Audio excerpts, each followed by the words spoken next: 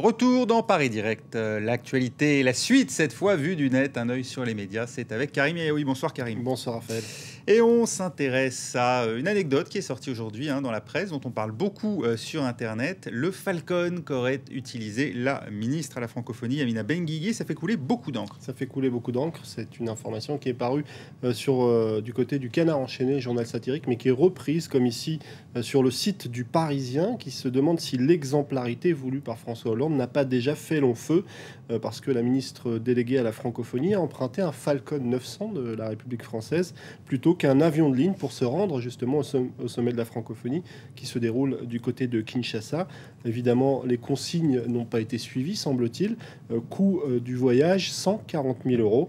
Et ça fait, comme vous le disiez, ça fait couler beaucoup d'encre. Et sur Twitter, on entend des internautes expliquer que tout de même, il y a quand même quelques vols réguliers pour aller jusqu'à Kinshasa. Donc, pourquoi ne pas avoir emprunté un avion de ligne régulière? Alors, les explications de la porte-parole du gouvernement sont un petit peu limitées parce qu'elle a bien du mal à défendre la posture de son ami, en tout cas de sa collègue au gouvernement.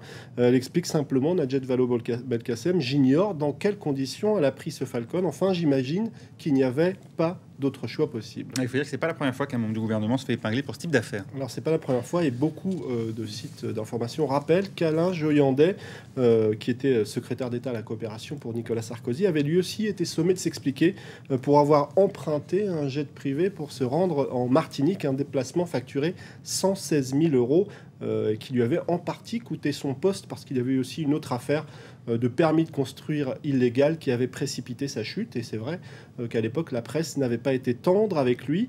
Quoi qu'il en soit, l'affaire fait beaucoup réagir sur les réseaux sociaux, notamment sur Twitter, où Français d'Italie écrit: hallucinant, avec ce vol, on peut payer quelqu'un au SMIC pendant 8 ans. Et pourtant, le gouvernement défend le vol en Falcon de Yamina Benguigui.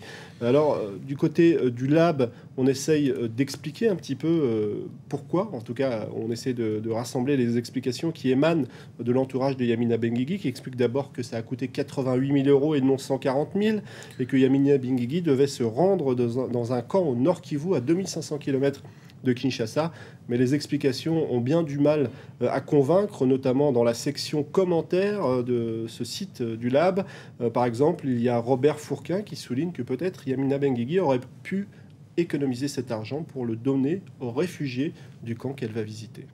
Sur le net également, cette question: allons-nous payer pour Internet? Autrement dit, est-ce bientôt la fin de l'Internet illimité? Alors oui, allons-nous payer différemment? En tout cas, c'est ce qui se profile à l'horizon, explique le site de Rue 89, en particulier du côté de chez Orange, qui prépare activement des offres de débit différenciées. En gros, ce seront des offres Internet qui seront différentes selon l'utilisation des formules à tiroir, en quelque sorte. Un forfait pas cher pour accéder au moteur de recherche et à Facebook, un forfait un petit peu plus cher pour aller sur YouTube, et un forfait encore plus cher pour avoir le droit d'utiliser Skype et des logiciels de téléchargement. En gros, comme vous le disiez, c'est la fin de l'Internet illimité. Ce n'est pas la première fois qu'on en parle. Il y a quelques temps, même un peu plus d'un an, le site ONI évoquait la fin de l'Internet illimité. C'est quelque chose auquel réfléchissaient déjà Orange, mais aussi Bouygues et SFR, qui travaillaient ensemble à une telle limitation. Ce qui est inquiétant, c'est qu'on apprend au passage que pour parvenir à ces fins, Orange est prête à mettre à mal votre vie privée. Alors, en gros, ce qui va se passer, c'est qu'on va mettre en place une technologie qui s'appelle le Deep Packet Inspection, DPI. Le principe est très simple, mais aussi très intrusif. Il inspecte en gros les connexions Internet pour déterminer leur contenu. Tellement pratique que Rue 89 souligne que certaines dictatures y ont eu recours, en évoquant la Libye. Et en plus, Orange fait appel à Cosmos. Il y a quelque temps, le site de Télérama parlait de cette boîte française qui est accusée par des ONG d'avoir vendu des technologies de surveillance tout simplement à Bachar el-Assad. Et tout ça sans que la CNIL, la Commission nationale informatique et liberté, n'y trouve rien à redire, en tout cas pour l'instant. En tout cas, c'est cette dernière information qui intervient dans un contexte où on l'apprend, il n'y a jamais eu autant de personnes connectées sur la planète. C'est pas vraiment une surprise non plus. Alors c'est pas vraiment une surprise, mais le chiffre est tout de même conséquent. 2,3 milliards de personnes sont connectées selon l'UIT. C'est l'agence spécialisée de l'ONU sur les télécommunications. L'information est reprise sur beaucoup de sites internet comme OneNet. En gros, 23% des internautes sont en Chine, tandis que la croissance du nombre d'internautes a été plus importante dans les pays en développement, plus 16%, contre plus 5% dans les pays développés, ce qui est plutôt logique. Des pays développés qui doivent faire face maintenant à des comportements d'addiction, notamment face à Facebook. C'est ce qu'explique le site américain Mashable, qui reprend une étude réalisée par une université de Chicago. Facebook et Twitter représentent pour les usagers une tentation aussi forte que la cigarette ou le sexe. Une étude qui a été réalisée en Allemagne sur des sujets de 18 à 85 ans, dont on a testé le désir d'accéder à un réseau social toutes les 30 minutes, et l'addiction semble sévère. On s'intéresse à présent au débat qui aura lieu la nuit prochaine, cette nuit donc, entre les vice-présidents, les candidats à la vice-présidence. L'un l'est déjà, l'autre est le colistier de Mitt Romney aux États-Unis. Alors, il y a un article assez riche à découvrir sur le site du monde.fr.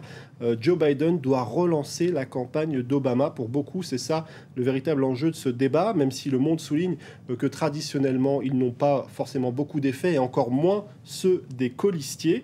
Mais étant donné l'entrée en matière de Barack Obama qui a été plutôt décevante pour son camp, il y a une forme de pression qui s'est installée sur Joe Biden.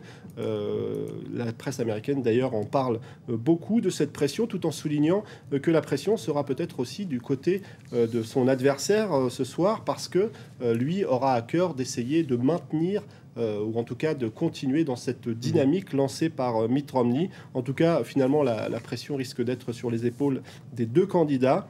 On en parle beaucoup, mais en tout cas, ce n'est pas sûr que ça bouleverse l'élection. En tout cas, j'incite ceux d'entre vous qui parlent anglais à lire le très intéressant article, le portrait que Maureen Dowd dans le New York Times consacre à Barack Obama aujourd'hui. C'est vraiment édifiant. Merci beaucoup, Karim. On vous retrouve plus tard dans cette soirée, à suivre tout de suite sur le net. Ensuite, ce sera la suite de Paris Direct. Restez avec nous.